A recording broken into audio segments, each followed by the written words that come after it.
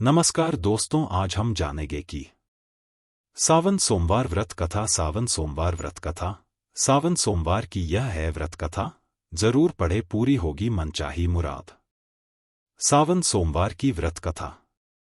अगर आपकी कोई मन्नत पूरी न हो रही हो या फिर तमाम प्रयासों के बावजूद आपको करियर में सफलता न मिल रही हो या व्यक्तिगत जीवन में परेशानी चल रही हो, मसलन कोई भी दिक्कत हो, तो परेशान होने के बजाय अब की सावन सोमवार का व्रत करके यहाँ बताई गई व्रत कथा का पाठ करें। मान्यता है कि सावन सोमवार के दिन अगर व्रत रखकर इस कथा का पाठ किया जाए तो जातकों की मनचाही मुराद पूरी हो जाती है। सावन सोमवार व्रत की पावन कथा। एक साहूकार था जो भगवान शिव का अनन्य भक्त था। उसके पास धनधान्य किसी भी चीज की कमी नहीं थी, लेकिन उसकी कोई संतान नहीं थी और वह इसी कामना को लेकर रोज शिवजी के मंदिर जाकर दीपक जलाता था।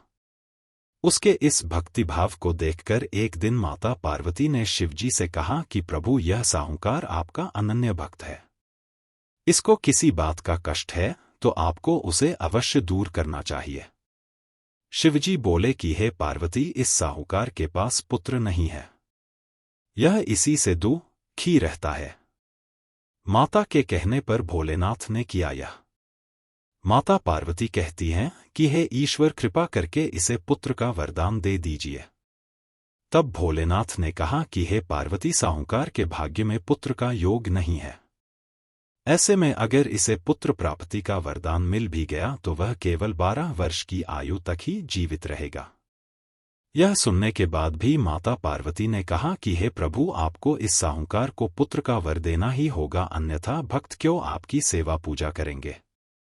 माता के बार बार कहने से भोलेनाथ ने साहूकार को पुत्र का वरदान दिया, लेकिन यह भी कहा कि वह केवल 12 वर्ष तक ही जीवित रहेगा। पुत्र की केवल 12 वर्ष की ही आयु सीमा। साहूकार यह सारी बातें सुन रहा था, इसलिए उसे न तो खुशी हुई और न ही दुख।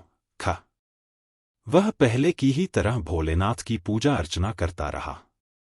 उधर सेठानी गर्भवती हुई और 9वें महीने उसे सुंदर से बालक की प्राप्ति हुई।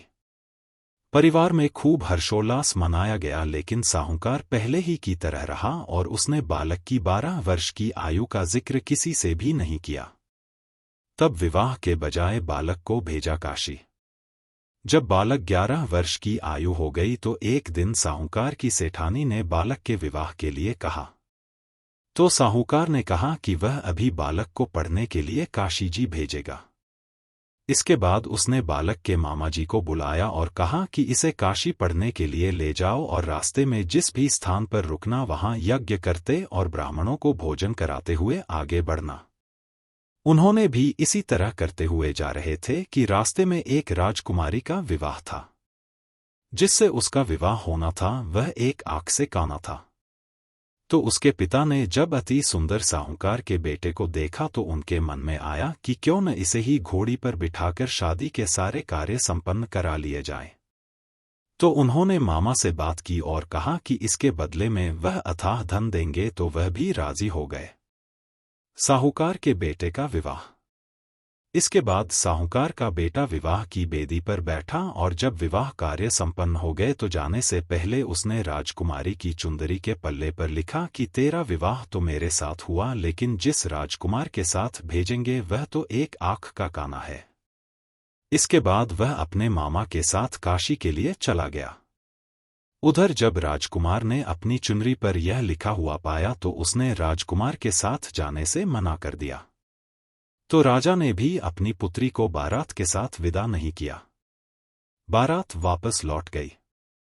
उधर मामा और भांजे काशी जी पहुंच गए थे। जब निकल गए भांजे के प्राण। एक दिन जब मामा ने यज्ञ रचा रखा था और भांजा बहुत देर तक बाहर नहीं आया तो मामा ने अंदर जाकर देखा तो भांजे के प्राण निकल चुके थे। वह बहुत परेशान हुए, लेकिन सोचा कि अभी रोना पीटना मचाया तो ब्राह्मण चले जाएंगे और यज्ञ का कार्य अधूरा रह जाएगा। जब यज्ञ संपन्न हुआ तो मामा ने रोना पीटना शुरू किया। उसी समय शिव पार्वती उधर से जा रहे थे तो माता पार्वती ने शिवजी से पूछा, हे प्रभु, ये कौन रो रहा है। तभी उन्हें पता चलता है कि यह तो भोलेनाथ के आशीर्वाद से जन्मा साहूकार का पुत्र है। मां पार्वती के कहने पर भोले ने दिया जीवनदान।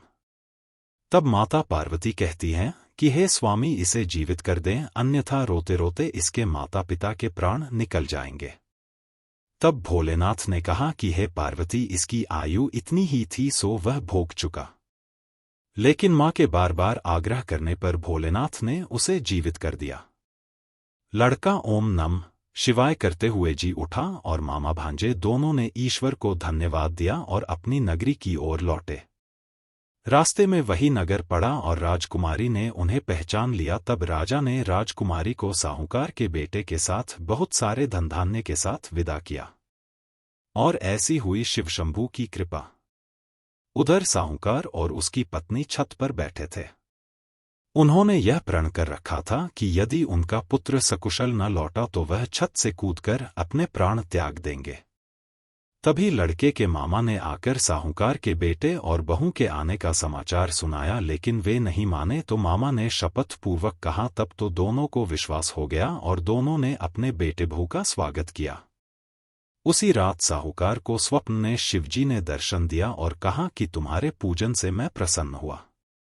इसी प्रकार जो भी व्यक्ति इस कथा को पढ़ेगा या सुनेगा उसके समस्त दुख दूर हो जाएंगे और मनोवांछित सभी कामनाओं की पूर्ति होगी। आशा है कि आपको ये जानकारी अच्छी लगी हो। अगर आपको अच्छा लगा तो वीडियो को लाइक करना ना भूले। मिलते हैं नेक्स्ट वीडियो में। हर हर महादेव।